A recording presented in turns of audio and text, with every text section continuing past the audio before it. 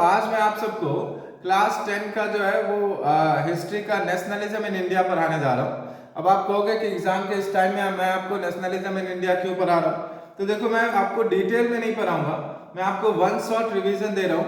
मतलब ऐसा है कि चीजें आपको सारी जो है वो पता चल जाएगी और बाकी जो है हमें जानना है इसके बारे में। तो देखिए, ये जो नेशनलिज्म इन इंडिया चैप्टर है, इसमें पहला वर्ड है नेशनलिज्म। सबसे पहले हमें नेशनलिज्म का मतलब जानना है। तो नेशनलिज्म का मतलब क्या होता है? Devoted to one's own country, devoted to one's own country. देखो, नेशनलिज्म एक ऐसा वर्ड है जो अभी के टाइम में आप बहुत ज्यादा सुन रहे होंगे, यानी कि हर जगह राष्ट्रवाद राष्ट्रवाद सुन रहे होंगे। तो नेशनलिज्म का मतलब होता है राष्ट्रवाद, और राष्ट्रवाद का मतलब होता है कि अपने देश के प्रति पूरी तरीके से समर्पित हो जाना, मतलब देश के लिए आपको कुछ भी करने को तैयार रहना। तो अगर कहीं भी रिवॉल्यूशन लाना है तो उसके लिए नेशनलिज्म होना जरूरी है। चाहे आपने फ्रेंच रिवॉल्यूशन देखा होगा, उसके लिए सबसे पहले नेशनलिज्म आया था। चाहे आप इंडिया की आजादी की लड़ाई लड़ी गई थी, उसके लिए भी नेशनलिज्म आना जरूरी था। तो हमें सबसे पहले नेशनलिज्म का मतलब समझ लिए। अब दूसरा एक वर्ड है, नेशनलिज्म समझ लिया, दूसरा एक वर्ड है यूटोपियन। तो यूटोपियन क्या होता है? An imaginary, the idea of N imagination that is not really exist. मतलब एक इतना ज्यादा इमेजिन कर लेना किसी चीज के बारे में जो कि रियली एग्जिस्ट नहीं कर रहा, जो कि रियली एग्जिस्ट नहीं कर रहा। मान लो कि मैं इमेजिन कर रहा हूं कि मेरी शादी जो है वो किसी बहुत ही सुंदर एक्ट्रेस से हो जाए, ठीक है? तो वो रियली में इम्पॉसिबल जैसी बात हो जाती है। तो वही बात वो हो गया आपका यूटोपिया। अब बात आती है कि ये पूरे चैप्टर जो है वो किसके इर्द गिर्द घूम रहा है? तो ये बाबा गांधी के चारों ओर घूम रहा है। तो सबसे पहले हमें बाबा गांधी जी को समझना होगा, ठीक है? तो देखो, तो इन्होंने जो पहला काम करा था, और चैप्टर का नाम क्या है? तो चैप्टर के नाम में हमें तीन चीज दिख रहा है। पहला है कि फर्स्ट वर्ल्ड वार। पहला क्या है? First world war. अब आपको मैं एक चीज बता दूं कि फर्स्ट वर्ल्ड वार कब से कब तक चली थी। तो याद रखना है कि फर्स्ट वर्ल्ड वार 1914 से लेकर 1918 तक चली थी। कितने दिन? 1914 से लेकर 1918 तक। कितने साल? 4 साल। कितना? 4 साल चली थी, ठीक है? First world war. कितने कंट्री पार्टिसिपेट हुए थे इसमें? तो 37 कंट्री जो है वो पार्टिसिपेट हुए थे इस वर्ल्ड वार, ठीक है? और इस वर्ल्ड वार का अब मैं पूरा डीपली में नहीं बताऊंगा ये कहां से शुरू हुआ, क्यों हुआ, कैसे हुआ। तो ये सब आपको पता ही होगा कि जब ऑस्ट्रिया का राजकुमार था आर्कड्यूक फ्रांसिस फर्डिनेंड, वो अपनी शादी के बाद जो है वो नई नई बीवी को घुमाने ले गया था। कहाँ पे? बोस्निया की राजधानी सेरोजोवा। जैसा कि सभी करते हैं, बीवी को घुमाने ले जाते हैं। लेकिन 28 जून को क्या किया गया? उसे गोली मार दिया। अब जब गोली मार दिया गया, यहीं से कहानी शुरू होती है। ऑस्ट्रिया जो है वो गुस्से में आ गया और 1882 में उसने एक ट्राइब बना लिया, यानी कि एक ग्रुप बना लिया। और उस ग्रुप में कौन कौन था? तो ऑस्ट्रिया, जर्मनी, हंगरी और इटली। कौन था? ऑस्ट्रिया, जर्मनी और इटली। इटली ट्राइब बना लिया। अब ये ट्राइब, जैसे अभी आप वर्ल्ड वार में सुन रहे होंगे कि जैसे नाटो एक संगठन है जिसके कि 30-40 जितने भी मेंबर है, तो वैसे ही वहां पे ट्राइब बना था कि अगर हम में से किसी एक को कोई आंख दिखाएगा तो हम सब मिलके लड़ेंगे। ऐसा वाला सिचुएशन था। तो यहाँ पे हमने देख लिया कि वर्ल्ड वार, अब वर्ल्ड वार में दो गुटों में बटा हुआ था। एक था पाइवोट नेशन और दूसरा था एलाइड नेशन। एक क्या था? पाइवोट और दूसरा था एलाइड, ठीक है? अब यहाँ पे देखो, पाइवोट नेशन, पाइवोट नेशन और दूसरा था एलाइड नेशन। अब आप कहोगे सर ये पाइवोट में कौन कौन आ रहा था? तो पाइवोट में आ रहे थे हमारे ये ऑस्ट्रिया, जर्मनी, हंगरी, इटली और ध्यान रखना टर्की, क्योंकि टर्की आपको आगे आने वाला है। टर्की के साथ कुछ मसला हुआ था, वो आपको आगे आने वाला है। तो इस टर्की को पूरा दिमाग में रख लेना, ठीक है?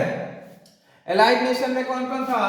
तो एलाइड में था हमारा फ्रांस, अमेरिका, इंग्लैंड और रशिया। वैसे अमेरिका स्टार्टिंग में था नहीं, अमेरिका बाद में शामिल हुआ, लेकिन वही बात था कि अमेरिका को छेड़ दिया गया। तो इसने कहा कि बेटा अगर मुझे छेड़ोगे तो हम छोड़ेंगे नहीं।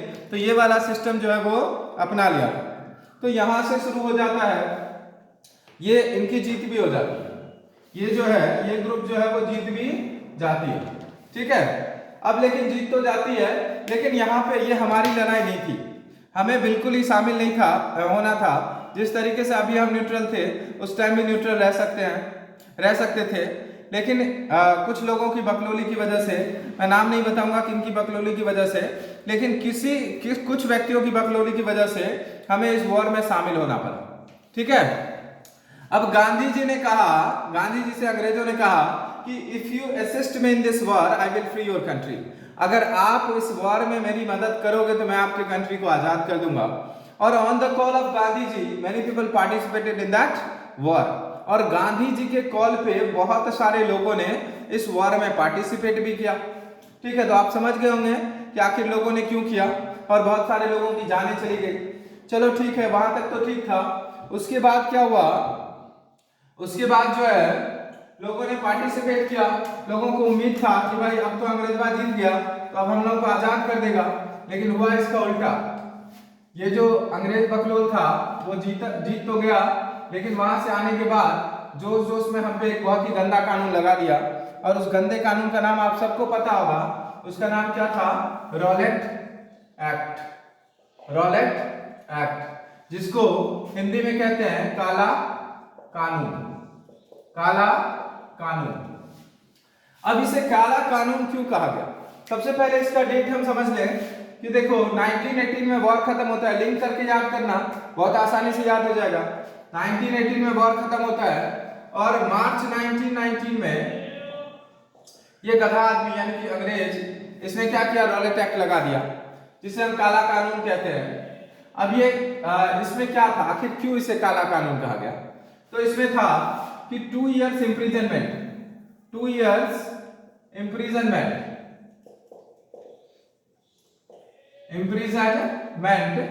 Without any trial. मतलब आपने गलती किया या नहीं किया उससे मतलब नहीं है, आपको पकड़ के ठूस दिया जाएगा जेल के अंदर। ऐसा इसका सिस्टम था पहला। और दूसरा था, ये एक अलग ही बकलोली था दूसरा भी, इसमें था कि ब्रिटिशर्स हैड अनदर जेल। मतलब ब्रिटिशर्स के लिए जो जेल होता था उसमें पूरी फैसिलिटी होती थी, और हमारे इंडियंस के पास छोटा सा सेल होता था जहां पे रहना भी मुश्किल होता था। मतलब जहां पे पैर भी नहीं फैलाया जा सकता था, ठीक है, इतना छोटा होता था, ठीक है। उसके बाद था नो बेल वाला, तो था नो ट्रायल नो बेल, मतलब बेल भी आपको नहीं मिलेगी 2 साल तक। उसके बाद था, तो ये हमने देखा कि ये सारा प्रॉब्लम। हाँ, एक और चीजें थी उसमें कि जो ब्रिटिश जज होंगे तो वही हमारे केस को हैंडल करेंगे। ब्रिटिश जज will handle the case of Indian, मतलब हमारे इंडियन जज जो है वो हैंडल नहीं कर सकते, ठीक है। तो इसको कहा गया रॉलेट एक्ट, यानी कि काला कानून। अब इस डेट को आप याद रखना, मार्च 1919 में ये सब चीजें हुआ। चलो ठीक है, इसको आप नोट करना चाहो, वैसे नोट करने वाला है नहीं, ये समझने वाली बात है। तो लेकिन फिर भी आप अगर करना चाहो तो थोड़े बहुत कर लो, ठीक है। अब यहाँ पे मार्च 1919 में ये चीजें होती है। उसके 1 महीने बाद यानी कि अप्रैल 1919 में क्या होता है, तो देखो लोगों में गुस्सा था ये रॉलेट एक्ट को लेके। तो क्या हुआ कि 6 अप्रैल को लोगों ने जगह जगह स्ट्राइक कर दिया। 6 अप्रैल को जगह जगह स्ट्राइक किया। 6 अप्रैल 1919, याद रखना 1 महीने बाद का हूं, इतने तो समझदार हुआ कि समझ जाओगे। और बाकी फिर 10 अप्रैल को क्या हुआ कि 10 अप्रैल को ये अंग्रेज का जो पुलिस था इसने लाठी चार्ज कर दिया। क्या कर दिया, लाठी चार्ज, ठीक है। अब इस लाठी का यूज आगे भी होगा, इसलिए इसको बिल्कुल समझ लेना। तो लाठी चार्ज कर दिया। फिर अब जब 10 अप्रैल को लाठी चार्ज हुआ, और लाठी चार्ज क्यों हुआ, तो that was a peaceful procession, वो शांतिपूर्ण जुलूस थी, लेकिन पता नहीं अंग्रेजों को क्या चुल मच रही थी और उसने लाठी चार्ज करवा दिया, ठीक है। चलो फिर भी कोई बात नहीं। अब 13 अप्रैल को हम पंजाब के अमृतसर के जालियांवाला बाग नाम की जगह पे बैठे हुए थे। कहां, पंजाब के अमृतसर के जालियांवाला बाग नाम के जगह पे, जालियांवाला बाग में बैठे थे। बैठने का पर्पस क्या था? तो बैठने का पर्पस था, दो पर्पस था। कुछ लोग तो गए थे कि चलो मेला घूम के आते हैं। कौन सा मेला? तो बैसाखी का फेयर। कौन सा? बैसाखी का फेयर। और कुछ लोग गए थे कि चलो मीटिंग करते हैं, किसके? इस अंग्रेज की बकलोली के अगेंस्ट में, ठीक है। तो ये मीटिंग करने गए थे, दो चीजों की वजह से गए थे। लेकिन तभी जनरल डायर जैसा एक पागल आदमी, सनकी आदमी, उसने क्या किया? तो उसने क्या करवाया? सबसे पहले वहां पे मार्शल लॉ इंपोज कर दिया। क्या किया? मार्शल लॉ इंपोज कर दिया और आगे से गेट को क्लोज कर दिया। गेट को क्लोज कर दिया। सीन कितना भयानक होगा वो आप इमेजिन करो कि आगे से गेट क्लोज कर दिया, उसके बाद पुलिस को ओपन फायर का ऑर्डर दे दिया।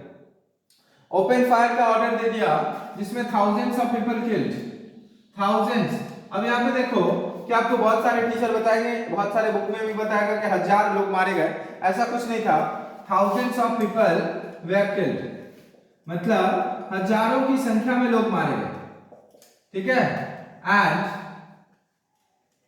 मैनी मोर वेयर वुंडेड, बहुत सारे जख्मी भी हुए, बहुत सारे जख्मी भी हुए। तो ये था जालियांवाला बाग, जो हमने देखा रॉलेट एक्ट के जस्ट 1 महीने बाद होता है, ठीक है। चलो फिर कोई नहीं, यहां तक तो हो गया। अब बात आती है कि हमारे जो बाबा गांधी थे वो रह कर रहे थे कहां पे? अफ्रीका में। अफ्रीका में कर रहे थे लॉ की प्रैक्टिस। बट 1915 में वो आते हैं इंडिया आते हैं, चलिए ठीक है, कोई बात नहीं, स्वागत है। लेकिन 1915 में आने के बाद उनको यहाँ पे 1917 में सीधे पहुंचते हैं कहाँ? तो ये बिहार पहुंचते हैं।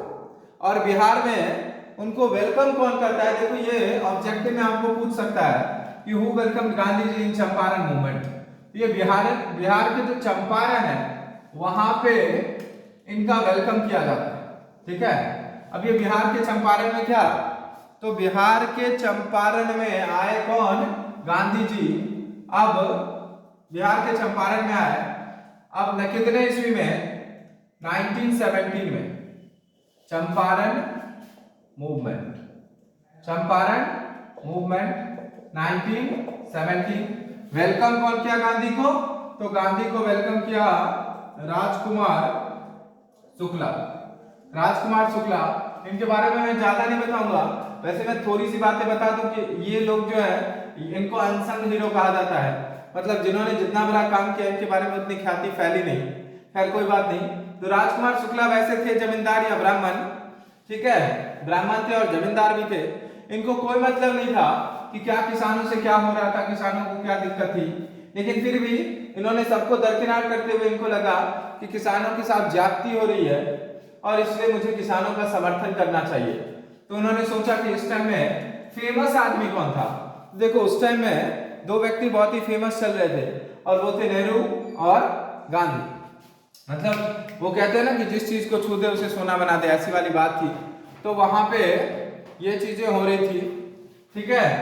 तो राजकुमार शुक्ला ने उनको वेलकम किया, किसके लिए? चंपारण मूवमेंट के लिए।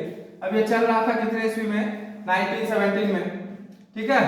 तो हमने देखा गांधी जी जो है चंपारण मूवमेंट को सपोर्ट किए और चंपारण मूवमेंट को सपोर्ट करने के बाद यहाँ पे ये मूवमेंट सफल हुआ नहीं, लेकिन फिर भी गांधी जी वहां पे लगे रहे।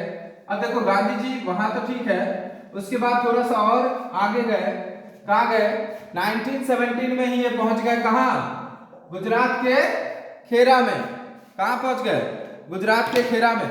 और गुजरात के खेरा में इन्होंने नया बखेरा करना शुरू कर दिया। मतलब क्या? किसानों के सपोर्ट में, किसानों के हक के लिए ये वहां पे खेरा मूवमेंट किए। क्या किए? खेरा मूवमेंट। किसानों को सपोर्ट कर रहे थे वहां पे, जो किसानों से ज्यादा रेवेन्यू लिया जा रहा था, उनको ज्यादा से ज्यादा टैक्स इंपोज किया जा रहा था। इसके वजह से उन्होंने 1917 में खेरा मूवमेंट कर दिया। अब आप देखो मैं आपको डेट वाइज लिंक करा रहा हूं, क्योंकि बच्चे कहते हैं कि सर हमको हिस्ट्री में डेट याद नहीं होता। अरे भाई कैसे नहीं याद होगा? याद तो चुटकियों में होगा, बस याद करके देखो, थोड़ा सा अपने आप को पढ़ाई के प्रति झुका के देखो। अब यहाँ पे 1918 में क्या हुआ, तो 1918 में अहमदाबाद में cotton mill movement, Ahmedabad movement कहते हैं इसको, किसके लिए हुआ था, तो कॉटन मिल वर्कर के सपोर्ट में, कॉटन मिल वर्कर के सपोर्ट में।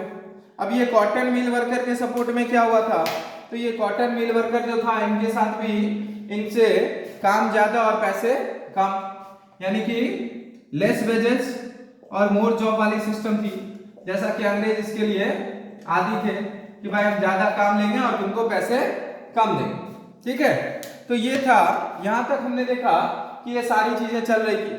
अब अगले क्लास में, अगले वीडियो में मैं आपको खिलाफत मूवमेंट कराऊंगा, दांडी मार्च कराऊंगा, साइमन कमीशन कराऊंगा, बस 3 टॉपिक कराऊंगा, चौथा कोई टॉपिक नहीं कराऊंगा। तो उसके लिए क्या करना, अगर आपको सही लग रहा हो, क्योंकि देखो मैंने डीपली नहीं कराया, मैंने आपको to the point, to the fact, exam के पॉइंट ऑफ व्यू से आपको चीजें कराया। अब आपको सत्याग्रह मूवमेंट, खिलाफत, उसके बाद साइमन और दांडी मार्च, ये अगली वीडियो में कराऊंगा। अच्छा लगे तो शेयर करना, नहीं अच्छा लगे तो बिल्कुल मत करना। ओके, तब तक के लिए बाय।